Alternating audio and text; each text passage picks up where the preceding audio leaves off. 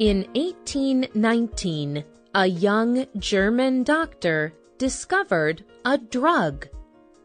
The doctor's name was Friedlieb Ferdinand Lunge.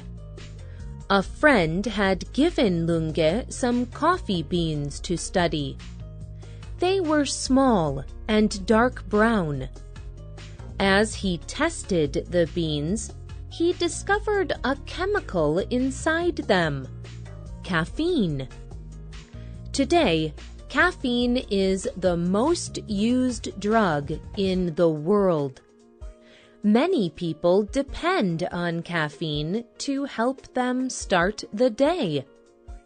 And more products contain caffeine.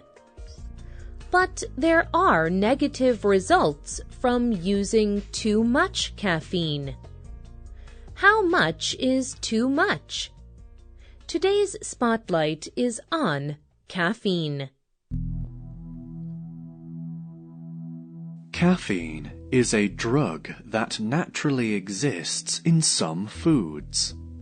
It is found in coffee beans, cocoa beans, guarana, yerba mate, tea, and other plants.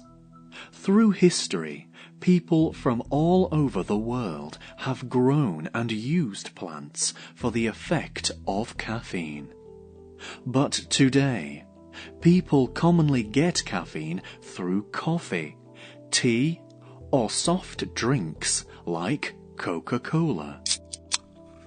In a plant, caffeine is a natural pesticide. It makes insects unable to move and then kills them. But in a person's body, caffeine acts very differently. It speeds up a person's central nervous system inside the body. It stimulates the brain. That is, it makes a brain act and react faster. Some people feel that they can be more creative when they drink caffeine. It makes people feel more awake, and it can also increase physical performance in sports. Caffeine affects a person quickly. Imagine a person who is drinking a cup of coffee. The drug begins to affect him about 5 minutes after he starts drinking it. In 30 minutes, the caffeine affects the person most strongly. After about 4.5 hours, his body has used about half the amount of caffeine. And by the next day, the caffeine is gone. Caffeine does not stay in the body. Many people begin their day with caffeine in coffee or tea. Spotlight writer Christy Van Aragon drinks coffee every morning. But is it a good thing? She says, "Coffee makes me feel more awake, and it helps me concentrate. But when I forget to drink it, I get painful headaches. And when I drink too much, my hands shake and I talk really fast.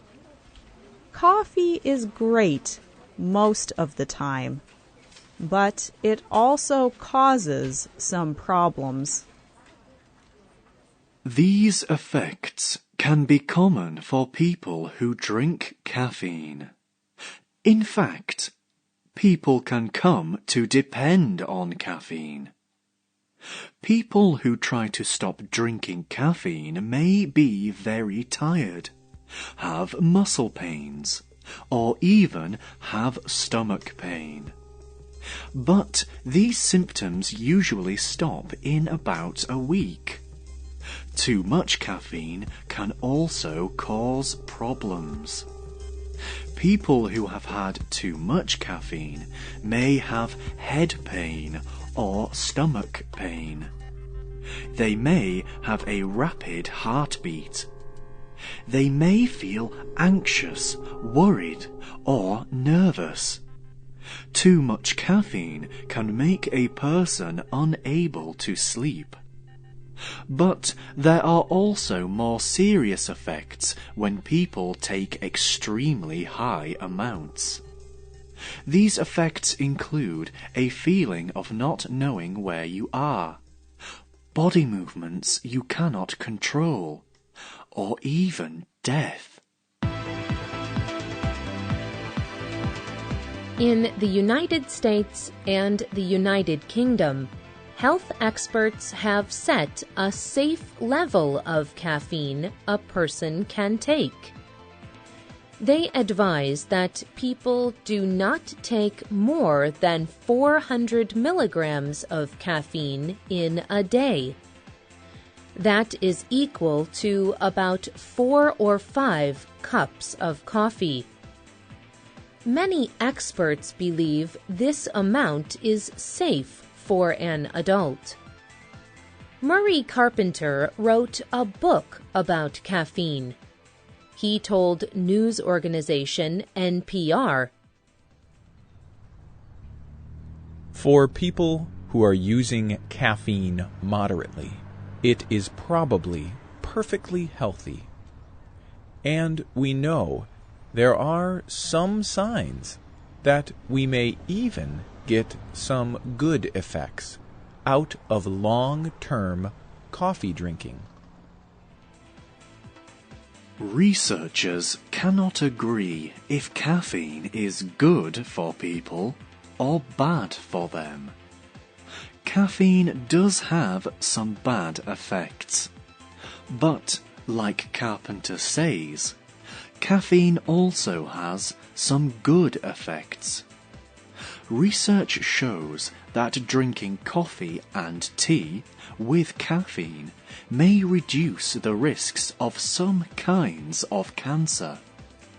It can reduce a person's risk of getting type 2 diabetes. And even though it increases blood pressure and a person's heart rate, it does not seem to cause problems with a person's heart. But these good effects do not come from drinking caffeine in soft drinks. Just drinks like coffee and tea.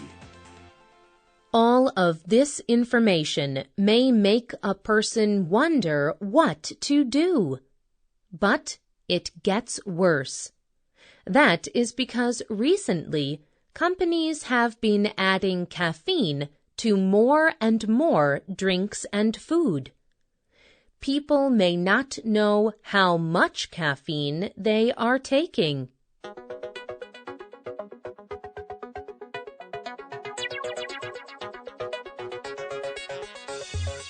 The FDA is a government agency in the United States.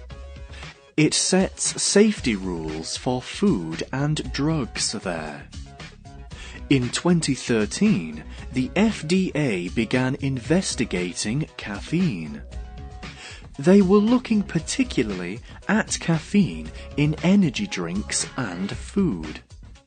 Michael R. Taylor works at the FDA.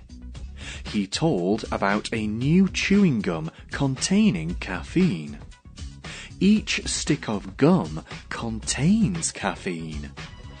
He explained how products like these can be harmful for young adults and children.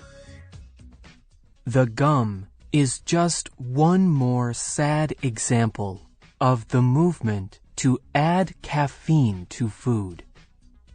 Our concern is about caffeine appearing in many new products. This includes products that may look good to children and young adults.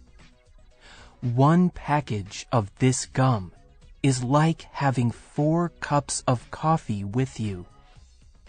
The large number of these products in the marketplace worries us. Companies are putting caffeine in products that young adults and even children may want to try.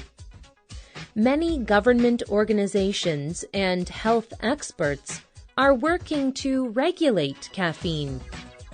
They want to make rules about what products can contain caffeine and how much caffeine those products can use.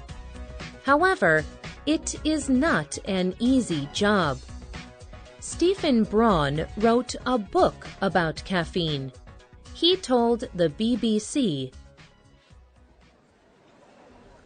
"One problem with trying to regulate the substance is that it affects everyone differently. People have different bodies and different ways of processing food. It is impossible to say what a safe limit is for everyone. Ultimately, you have to be your own scientist. There is no other good method than carefully experimenting on yourself." It is important for a person to know how much caffeine he is getting through drinks and food. But it is also important for him to know how caffeine affects his body. A person should know what his body can manage. what about